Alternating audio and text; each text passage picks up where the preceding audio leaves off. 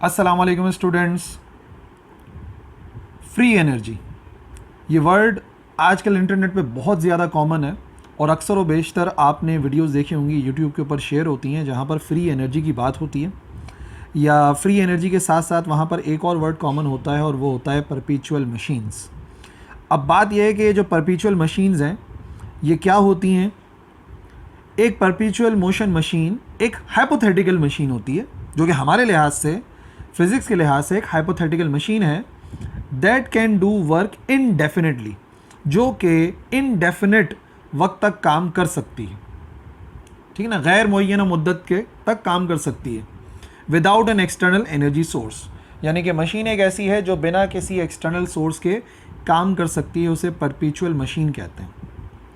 ऐसी मशीन्स की videos internet पे बहुत वायरल होती हैं जहाँ पर दिखाया जाता है कि कुछ ब्रिक्स को एक साथ लगाकर या कुछ स्प्रिंग से कॉम्बिनेशन को लगाकर हम मशीन को एक बार मूव कराते हैं तो वो कई दिनों तक, कई घंटों तक चलती रहती है। पर मैं आपको ये बात बताना चाहता हूँ कि एक्चुअली ऐसी मशीन्स का बनना इम्पॉसिबल है।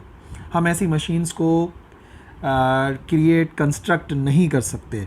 क्यों नहीं कर सकते? एक्चुअली ये हमारे सेकेंड लॉ ऑफ थर्मोडायनेमिक्स को ओबे नहीं करती।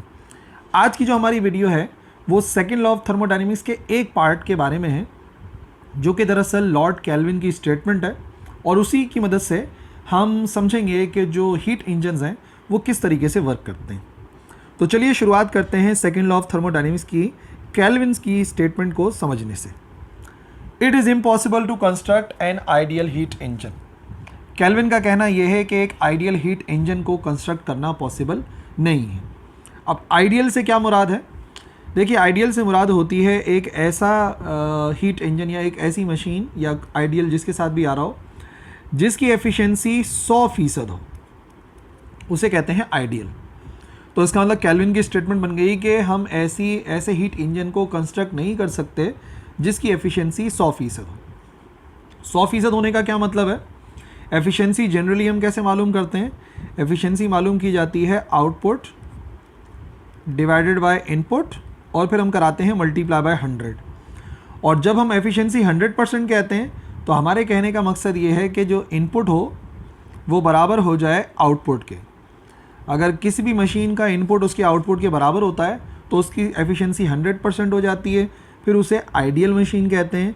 बट केल्विन का कहना यह है कि एक आइडियल हीट इंजन को कंस्ट्रक्ट करना पॉसिबल नहीं है। वी कांट कंस्ट्रक्ट, यानी कि हम ऐसा हीट इंजन नहीं बना सकते जिसका इनपुट आउटपुट के बराबर हो। एक्चुअली क्या होता है कि इनपुट हमेशा हम ज़्यादा देते हैं, आउटपुट हमें कम मिलता है, कुछ अमाउंट ऑफ एनर्जी ज़ाया हो जाती है। कहने का मकसद ये है केल्विन का कि भाई हम एक ऐसा इंजन कंस्ट्रक्ट नहीं कर सकते जिसकी एफिशिएंसी 100% हो। इसी बात को थोड़ा सा अगर और एक्सप्लेन करें तो हम ये कहेंगे कि it is impossible to convert heat into mechanical work. Heat को मैकेनिकल वर्क में कंटिन्यूसली कन्वर्ट करना पॉसिबल नहीं है या इम्पॉसिबल है without having a heat sink, बिना हीट सिंक की मौजूदगी के, to which a part of heat is rejected. अगर मैं इस बात को थोड़ा सा और एक्सप्लेन करूं तो देखो, हम एक ऐसा हीट इंजन कंस्ट्रक्ट नहीं कर सकते जो कि हीट को मैकेनिकल वर्क में कंटिन्यूसली कन्वर्ट करे और उसमें कोई हीट सिंक ना हो, यानी कोई ऐसी चीज़ ना हो जहाँ पर हम हीट को रिजेक्ट कर सकें। यानी कि हीट को रिजेक्ट करना लाजमी है। सही है भाई? अगर आप चाहते हैं कि हीट को मैकेनिकल वर्क में कंटिन्यूसली कन्वर्ट करें तो लाजमी तौर पे आपको कुछ अमाउंट ऑफ हीट को रिजेक्ट करना पड़ेगा, और अगर आप कुछ अमाउंट ऑफ हीट को रिजेक्ट करते हैं तो इसका मतलब इनपुट आउटपुट के बराबर नहीं हो सकता, इसका मतलब एफिशिएंसी 100% नहीं हो सकती, यानी कि एक आइडियल हीट इंजन को कंस्ट्रक्ट नहीं कर सकते। ठीक है जी। अब इस स्टेटमेंट को तो आपने समझा, थोड़ा सा और इसकी एक्सप्लेनेशन की तरफ चलते हैं क्योंकि अभी हमने हीट इंजन के बारे में काफ़ी कुछ बात करनी है। तो सबसे पहली बात यह है कि अगर हम बताना चाहें कि व्हाट इज़ हीट इंजन, तो हीट इंजन किसी भी ऐसी डिवाइस को कहते हैं जो हीट को मैकेनिकल एनर्जी में, यानी कि वर्क में कन्वर्ट करे, और वो भी फिजिकल वाला वर्क ना। फिज़िक्स में जो लोग पढ़ते हैं, इस वर्क की ख़ास बात ये होती है कि हम फोर्स अप्लाई करते हैं और बॉडी में मोशन प्रोड्यूस हो जाता है हमारी अप्लाई की गई फोर्स की वजह से। ठीक है, तो हीट इंजन एक ऐसी डिवाइस को कहते हैं। हीट इंजन एक ऐसी डिवाइस है जहाँ पर इनपुट हम हीट देते हैं और जो आउटपुट हमें मिलता है वो दरअसल वर्क होता है।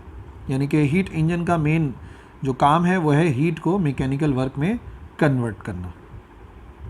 और हीट को मैकेनिकल वर्क में कन्वर्ट करने के लिए सबसे पहले तो हमें एक हॉट बॉडी की ज़रूरत होती है, एक फर्नेस की ज़रूरत होती है। हर इंजन का एक ऐसा पार्ट होता है जिसे फर्नेस कहते हैं, जहाँ का टेम्परेचर ज़्यादा होता है। फिर हमें कोई वर्किंग सब्सटेंस चाहिए होता है, इसके बारे में भी बात करते हैं।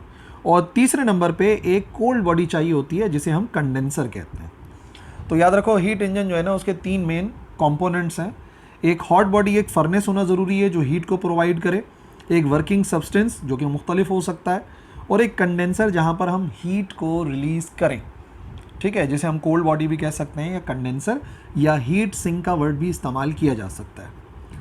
अच्छा, वर्किंग सब्सटेंस कई सारे हो सकते हैं। जैसे अगर बात की जाए, कार्नोट इंजन एक खास किस्म का इंजन होता है, कार्नो इंजन। वहाँ पर आइडियल गैस जो है वो वर्किंग सब्सटेंस होती है।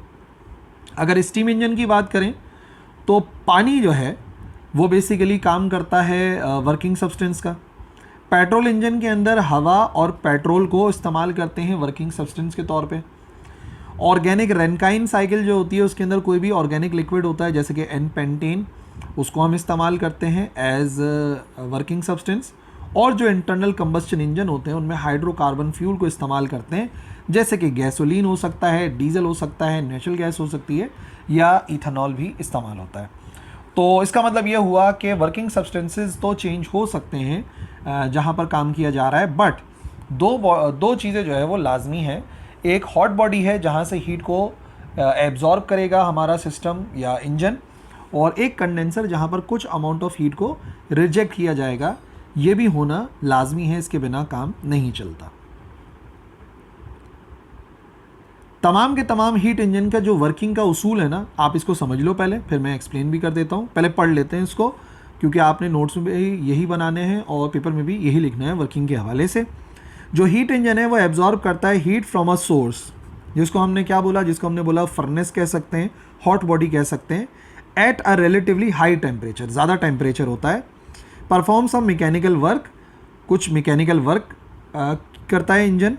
Discard some amount at a low temperature, यानी कि जहाँ से एब्जॉर्ब करता है हीट को उसका हाई टेम्परेचर होता है, जहाँ पे रिलीज़ करता है हीट को उसका लो टेम्परेचर होता है। जाहिर सी बात है, जहाँ का टेम्परेचर हाई होगा वहीं से तो एब्जॉर्ब करेगा इंजन, और रिलीज़ वहाँ पे करेगा जहाँ का टेम्परेचर कम हो, और वो एक्स्ट्रा हीट जो है वो वेस्ट के तौर पे ज़ाया करता है। It gets rid of the waste heat through the exhaust pipe लगे हुए होते हैं, और कूलिंग सिस्टम लगा हुआ होता है इंटरनल कंबस्शन इंजन में। तो वही बात जो मैंने आपको एक्सप्लेन करी थी यहाँ पे दोबारा से हो गई। 3 काम हो रहे हैं, हीट को एब्जॉर्ब करना, ठीक है, जो कि हाई टेम्परेचर से होता है, फिर हीट को रिलीज़ कर देना जो कि लो टेम्परेचर पर होता है, और बाकी जो है वो वर्क में कन्वर्ट कर देता है, कुछ अमाउंट को मैकेनिकल वर्क भी होता है। तो 3 अहम चीज़ें हैं। मिसाल के तौर पे अगर ये देखा जाए तो एक हमारे पास हीट सोर्स आ गई, ठीक है, जैसे हमने फर्नेस भी बोला हुआ है, हॉट बॉडी बोला हुआ है। यहाँ पर एक हीट सिंक है, एक ऐसी जगह है जहाँ पर हीट को रिलीज़ किया जाएगा, ठीक है। और ये एक हम दिखा रहे हैं स्कीमेटिक डायग्राम के अंदर कि ये एक पोर्शन है जहाँ से ये हमारा इंजन, जैसे ई से मैंने रिप्रेजेंट करा है, ये वर्क डन में कन्वर्ट करेगा। यानी कि जो हीट लेगा वो हीट सोर्स से वो Q1 के बराबर होगी, और जो हीट सिंक को रिलीज़ करेगा वो Q2 के बराबर होगी, और जो वर्क होगा उसको हम सिर्फ W से शो करेंगे। तो इनपुट मिल गया यहाँ से Q1, कुछ को वर्क में कन्वर्ट करेगा और कुछ को जो है वो हीट सिंक यानी कि कोल्ड बॉडी की तरफ रिलीज़ कर देगा। ये जो आपको स्क्रीन के ऊपर फिगर नज़र आ रही है, दरअसल ये एक स्कीमेटिक फ्लो डायग्राम दिखा रही है कि हीट कहाँ से कहाँ ट्रांसफ़र होती है in case of heat engines, ठीक है। और लिखने के लिए ये आपको नज़र आ गया यहाँ पे स्क्रीन पे, और ये मैंने आपको समझा भी दिया। हीट एब्जॉर्ब होगी, कुछ को वर्क में कन्वर्ट करेगा, बाकी जो है वो हीट सिंक की तरफ ज़ाया हो जाएगी। अब अगर एफिशिएंसी की बात करते हैं कि हीट इंजन की एफिशिएंसी कैसे मालूम कर सकते हैं, कैसे कैलकुलेट कर सकते हैं, तो हम सिखाते हैं आपको। देखिए, अगर एफिशिएंसी की डेफिनेशन की बात की जाए तो एफिशिएंसी हमेशा बराबर होती है, किसी भी चीज़ की एफिशिएंसी, किसी मशीन की, किसी इंजन की एफिशिएंसी हमेशा इस फार्मूले से निकलेगी। ये जनरल फार्मूला है, आउटपुट डिवाइड बाय इनपुट और मल्टीप्लाई बाय 100 कराते हैं, general formula of the efficiency है ये, ठीक है। अब in case of heat engine, क्योंकि हम तो हीट इंजन की बात कर रहे हैं तो अब थोड़ा सा इसको कस्टमाइज़ कर लेते हैं हीट इंजन के लिए। अगर हीट इंजन की बात की जाए तो हीट इंजन को हम क्या चीज़ इनपुट देते हैं, अभी मैंने आपको समझाया। हीट बेसिकली हम इंजन को देते हैं, फिर वो वर्क में कन्वर्ट करता है। अच्छा, हीट कितनी दे रहे हैं तो हमने यहाँ पे उसको शो किया हुआ है Q1 से, तो Q1 से रिप्रेजेंट कर दिया। ठीक है। अच्छा जी, फिर अगर बात की जाए आउटपुट की कि आउटपुट क्या है, तो मैंने आपको बताया आउटपुट एक्चुअली वर्क होता है। हीट इंजन जो काम करता है वही उसका आउटपुट है। तो यहाँ पर आ जाएगा वर्क, और वर्क कितने हीट का करेगा? क्या सारी की सारी Q1 को ये वर्क में कन्वर्ट कर देगा? नहीं करेगा। ऑब्वियसली नज़र आ रहा है आपको स्क्रीन के ऊपर कि Q1 एब्जॉर्ब करी इसने, तो उसमें से सारी की सारी वर्क में कन्वर्ट नहीं हुई बल्कि कुछ ज़ाया भी हुई है। तो मैं एक काम कर सकता हूँ, अगर मैं Q1 में से Q2 माइनस कर दूँ तो आप समझ गए कि वो वर्क के बराबर आएगा। भाई अगर 1000 जूल एनर्जी एब्जॉर्ब करी और 400 का काम करा, तो सोचो ज़ाया कितनी करी? 600 ज़ाया करी। तो 1000 एब्जॉर्ब करी, 600 ज़ाया करी, तो इसका मतलब 400 जूल का काम हो जाएगा। अब अगर इस वैल्यू को इक्वेशन 1 में पुट करें तो देखो दो फार्मूले मैं आपको समझा सकता हूँ जिससे आप किसी भी इंजन की एफिशिएंसी मालूम कर सकते हैं। पुटिंग इन इक्वेशन 1, तो पहला बन सकता है कि work done divide by Q1 multiply by 100, ये एक फार्मूला बन सकता है सिंपल सा।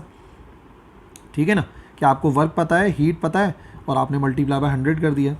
या अगर वर्क की जगह पे वर्क की वैल्यू पुट करें तो एफिशिएंसी बराबर आ सकती है Q1 minus Q2 divided by Q1 और मल्टीप्लाई में लिखा हुआ है 100। ठीक है जी, एलसीएम ब्रेक करो तो एफिशिएंसी बराबर आ जाएगी Q1 डिवाइड बाय Q1, यहाँ पर आ जाएगा Q2 डिवाइड बाय Q1 और मल्टीप्लाई बाय 100। ठीक है जी, तो Q1 से Q1 हुआ कैंसिल, तो एफिशिएंसी का फॉर्मूला आ सकता है 1 minus Q2 divide by Q1 then finally multiply by 100।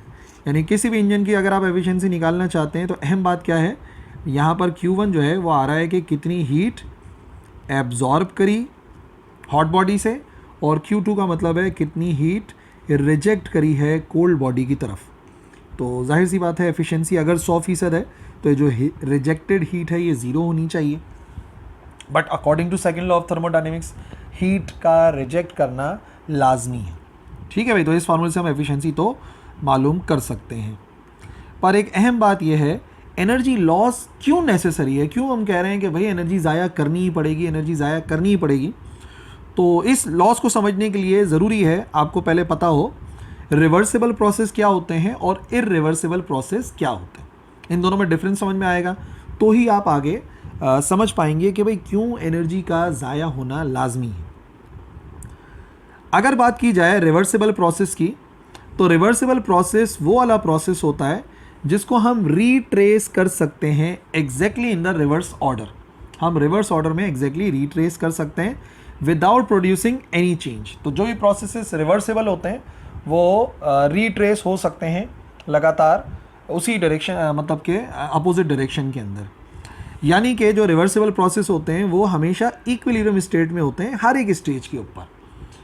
ठीक है, अगर कोई भी साइक्लिक प्रोसेस है जैसे वाटर साइकिल है तो उसको आप एग्जैक्टली रिवर्स ऑर्डर के अंदर समझ सकते हैं और वो हमेशा इक्विलिब्रियम स्टेट में होता है अब हर स्टेज के अंदर।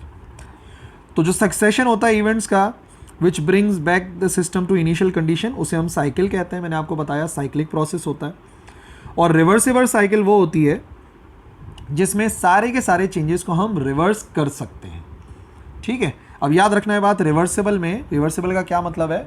रिवर्सिबल का मतलब ये कि हम 100% उसी चीज़ को अचीव कर सकते हैं, रिवर्स ऑर्डर में जा सकते हैं इनिशियल स्टेट पे बिना किसी चीज़ के चेंज के जा सकते हैं।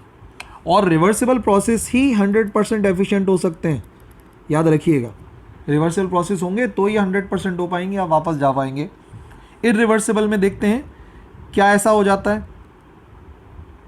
इररिवर्सिबल प्रोसेस ये रीट्रेस नहीं हो सकते, कैन नॉट बी रीट्रेस्ड बैकवर्ड। सही है, जो कंट्रोलिंग फैक्टर्स हैं उनको हम रिवर्स करके नहीं हासिल कर सकते इन प्रोसेस को। ये सिर्फ इक्विलिब्रियम स्टेट में दो ही वक्त होते हैं, एक तो इनिशियल स्टेट पे और एक फाइनल स्टेट में। इनमें इक्विलिब्रियम दरमियान में नहीं आता बल्कि सिर्फ इनिशियल और फाइनल के अंदर आता है। और जितने भी चेंजेस होते हैं वो बड़े सडनली होते हैं, जिनमें फ्रिक्शन इन्वॉल्व होती है या एनर्जी का डिसिपेशन होता है कंडक्शन या कन्वेक्शन के थ्रू। तो ये इररिवर्सिबल प्रोसेस होते हैं। ठीक है, और काफ़ी सडन होते हैं। जैसे मिसाल के तौर पे एक्सप्लोजन जो है, धमाका, वो एक इररिवर्सिबल प्रोसेस है, अचानक से होता है और वहाँ पर जो है हम एक रिवर्स ऑर्डर में नहीं जा सकते, उसको हम बैकवर्ड नहीं कर सकते। जबकि जितने भी साइक्लिक प्रोसेस होते हैं, कार्बन साइकिल, वाटर साइकिल, ये सब जो है ना रिवर्सिबल हैं, इनको हम रिवर्स डायरेक्शन में ले जा सकते हैं। और जब भी प्रोसेस इरिवर्सिबल होगा, इसका मतलब वो कंटिन्यूस नहीं है। कंटिन्यूस प्रोसेस हमेशा क्या होते हैं, कंटिन्यूस प्रोसेस जो है वो रिवर्सिबल होते हैं 100%, तभी हम बोलेंगे भाई कंटिन्यूस है। इरिवर्सिबल जो एक ही सिम के अंदर हो गए तो वो तो एक अलग ही मामला है, वो हमारे इंजन से रिलेटेड नहीं हो पाएंगे। अच्छा जी, इरिवर्सल प्रोसेस की बात करते हैं। एक आइसोथर्मल प्रोसेस कंसिडर कर रहे हैं जहाँ पर एक गैस मौजूद है। ये एक सिलेंडर है, सिलेंडर को मैंने एक हॉट बॉडी पे रखा हुआ है जिसका टेम्परेचर T1 है, और सिलेंडर के अंदर गैस फिल करेंगे, ठीक है, और हीट एब्जॉर्ब करेगा। ये आ गया हमारे पास पिस्टन, और हमने इसके अंदर जो है वो गैस को फिल किया हुआ है।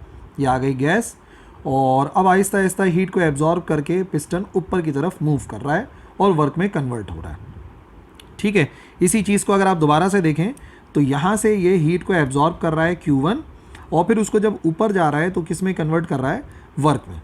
तो देखो जितनी हीट ये एब्जॉर्ब करेगा उतना का उतना जो है वो हीट को कन्वर्ट कर देगा वर्क में। ये वर्क होता जा रहा है, होता जा रहा है, होता जा रहा है, होता जा रहा है, यहाँ तक तो वर्क डन होता रहा।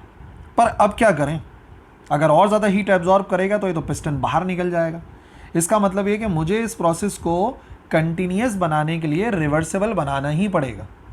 कोशिश तो ये करनी पड़ेगी कि भाई मैं इसको दोबारा से रीट्रेस कर दूं, लेकिन रीट्रेस करने के लिए एक बहुत ही बड़ा फैक्टर जो है वो यहाँ पे काम करेगा। अगर मैं चाहता हूँ कि रिवर्सिबल हो जाए तो मुझे इसको इसकी इनिशियल स्टेट पे दोबारा ले जाना चाहिए, सही है ना, यानी कि ओरिजिनल वॉल्यूम और ओरिजिनल टेम्परेचर दोबारा होना चाहिए बिना सराउंडिंग्स को अफेक्ट करे। तो इसके लिए हम क्या करते हैं, हम गैस को कंप्रेस करते हैं। हम यहाँ से गैस को कंप्रेस करेंगे कि भाई ये ओरिजिनल स्टेट में वापस चला जाए, ठीक है जी।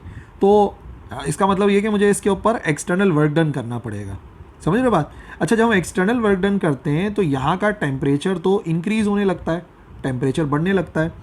पर कितना टेम्परेचर बढ़ने दें यार, इंजन तो बहुत ज़्यादा गर्म हो जाएगा, और एक हद है। तो हमें क्या करना पड़ेगा, हमें यहाँ पे वर्क डन करते हुए जो अंदर का टेम्परेचर बढ़ रहा है उसको हम क्या करेंगे, किसी चीज़ के साथ, एक्सटर्नल एनर्जी रिजर्वायर के साथ कांटेक्ट में लेकर आएंगे, जो कि एक्चुअली कोई ना कोई कोल्ड बॉडी होगी जो क्या करेगी, यहाँ बढ़ने वाले टेम्परेचर को एब्जॉर्ब करेगी। वरना हम कंप्रेस नहीं कर सकते। याद रखो, सिस्टम को कंप्रेस करने के लिए ज़रूरी है कि हमें कुछ अमाउंट ऑफ हीट रिजेक्ट करवाना पड़ेगा T2 की तरफ। तो अब अगर मैं ऊपर से वर्क डन करता हूँ, यानी कि work done on the system करता हूँ, तो फिर ये वापस आ जाएगा। इसका मतलब ये है कि पूरा इसको रिवर्सिबल बनाने के लिए मुझे ऊपर से कंप्रेस करना पड़ेगा। कंप्रेस करूँगा, वर्क डन करूँगा, तो कुछ अमाउंट ऑफ हीट जो यहाँ पर बढ़ेगी सिस्टम के अंदर, गैस के अंदर, वो कोल्ड बॉडी की तरफ या सराउंडिंग्स की तरफ रिलीज़ हो जाएगी। इसका मतलब ये हुआ कि 100% पॉसिबल ही नहीं है कि मैं हीट को वर्क में कन्वर्ट कर सकूं, बल्कि मुझे कुछ अमाउंट ऑफ हीट रिजेक्ट करना ही पड़ेगा ताकि इंजन ठंडा हो या अपनी ओरिजिनल स्टेट ऑफ टेम्परेचर में वापस आ सके। तभी वो प्रोसेस रिवर्सिबल होगा और फिर हमारा इंजन कंटिन्यूसली काम कर सकता है। तो क्योंकि हमें अमाउंट ऑफ हीट ज़ाया करनी पड़ रही है, तो भाई साबित हुआ कि लाजमी तौर पे हमें एक हीट सिंक की ज़रूरत है जहाँ पर एनर्जी ज़ाया होगी, और अगर एनर्जी ज़ाया होगी तो इसका मतलब एफिशिएंसी ऑफ हीट इंजन 100% नहीं हो सकती। ठीक है भाई, तो आई होप आज का लेक्चर आपको समझ में आ गया होगा कि क्यों हम एक आइडियल हीट इंजन कंस्ट्रक्ट नहीं कर सकते, हीट इंजन कैसे वर्क करता है, और इसके साथ साथ हमने डिफरेंस देखा between reversible and irreversible processes. If you have any question you can write in the comment section. I will try to reply as soon as possible. Thank you very much. Allah Hafiz.